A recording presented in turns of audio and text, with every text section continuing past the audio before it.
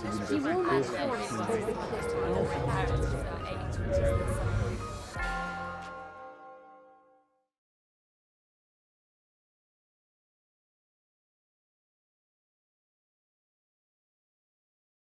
So what I wondered was, because there are a few people here like me who were not at the lecture, whether we could challenge Dr. Williams to spend 2 minutes, a sort of television length of time, just distilling his lecture, the absolute kernel of his case.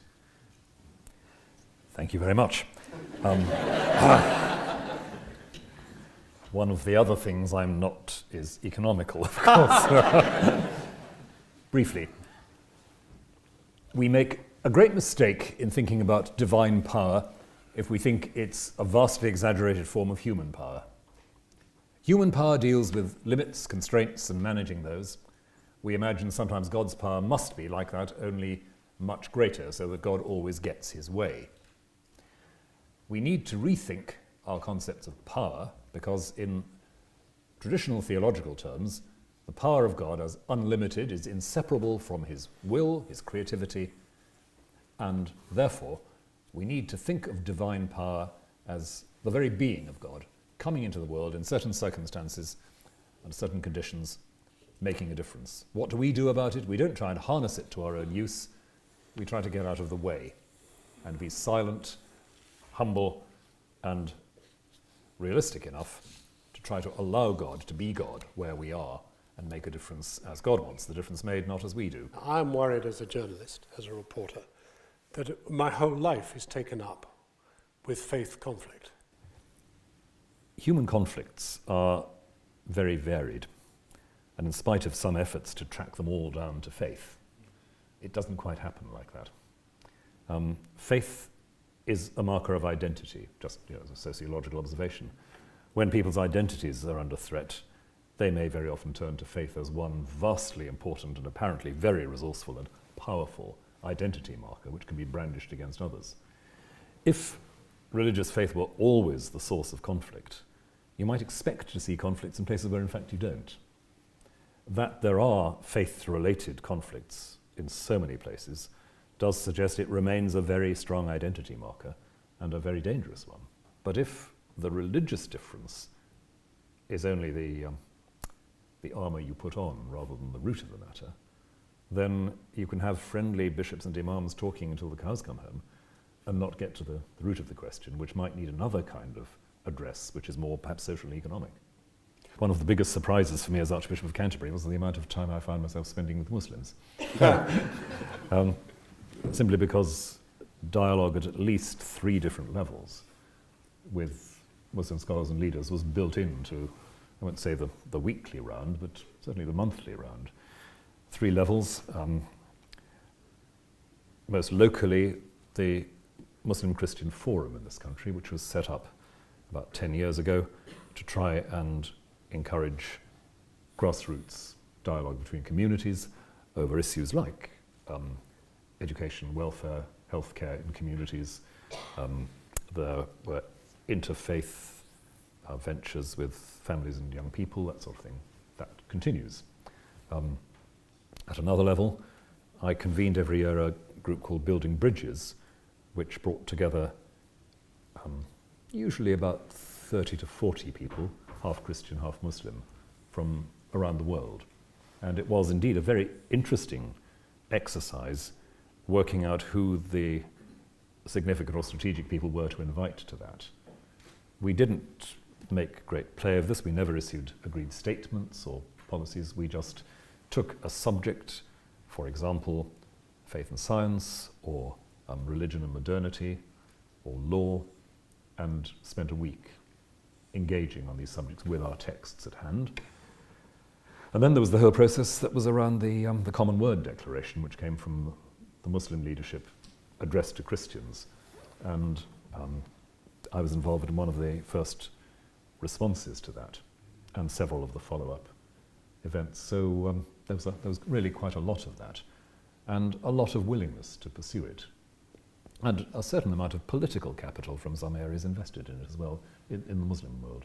I'd also say, in terms of some forms of religious extremism, that the reason I talk in what you call idealistic terms about pure faith or whatever is that I believe at the end of the day bad religion is driven out by good rather than by no religion, and that the energy to combat toxic extremism is more likely to come from within a religious tradition than outside. Give me an example. I think that, let's stick with the Muslim world for a moment. The kind of discussion that is beginning to develop in some Muslim jurist circles about the death penalty, about the apostasy legislation, about women's rights, that is far more effective in changing attitudes in Muslim communities than a simple direct assault from secular modernism. What about faith in politics? I mean, that You have some, do you? not a lot. But let's travel into the United States and look at the Tea Party. Many of whose If we followers must, we are, must. Well, if we must, we must. Yes. But they're a very serious force, and many of them are very devout believers, and yet their impact on politics, some would argue, is not always one which produces a happy outcome. Some would argue, and I would agree with some. Indeed.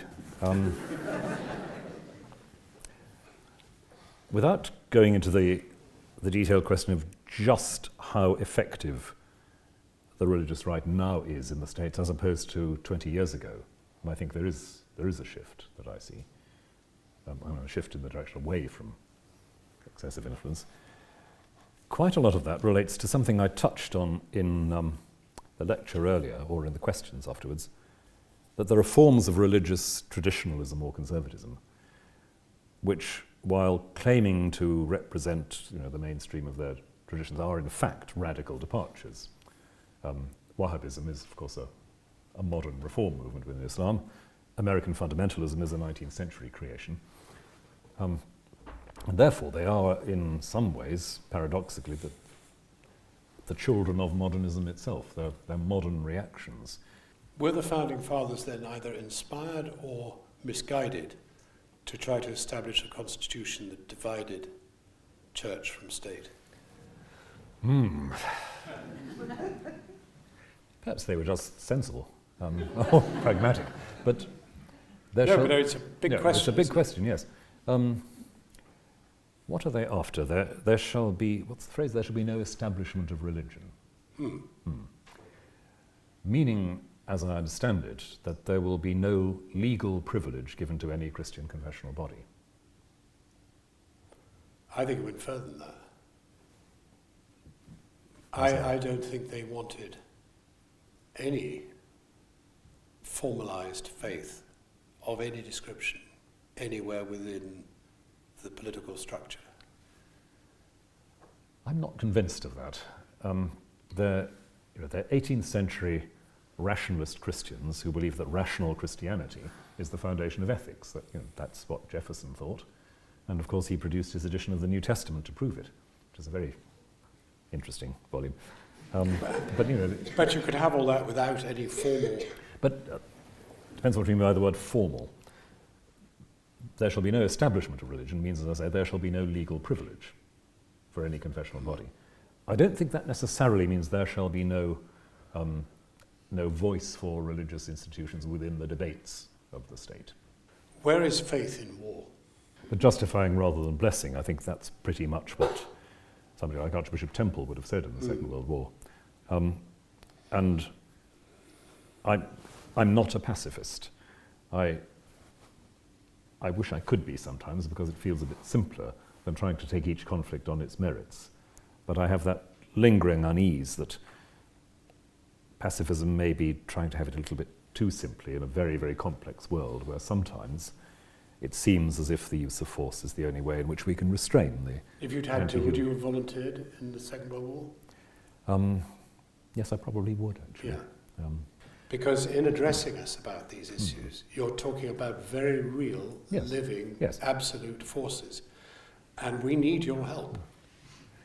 And the help, what's the nature of the help a public religious figure can give? Not, in my experience, offering solutions, but saying these are the questions without which we become corrupt and submoral.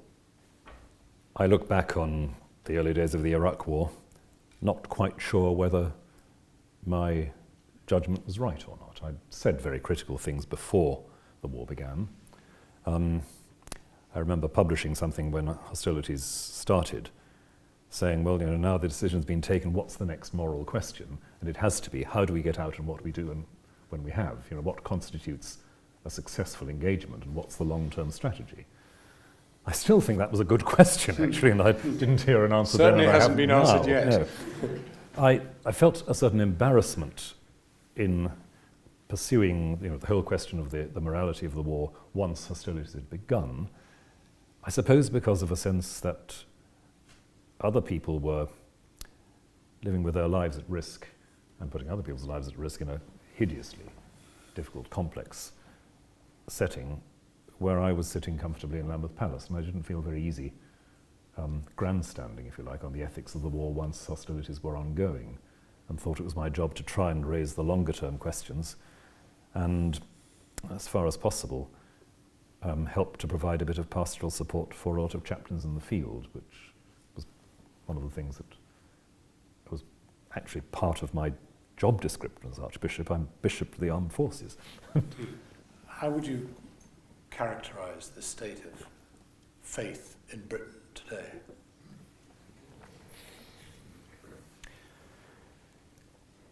Institutionally, not very strong. Emotionally, still quite a bit stronger than some people think.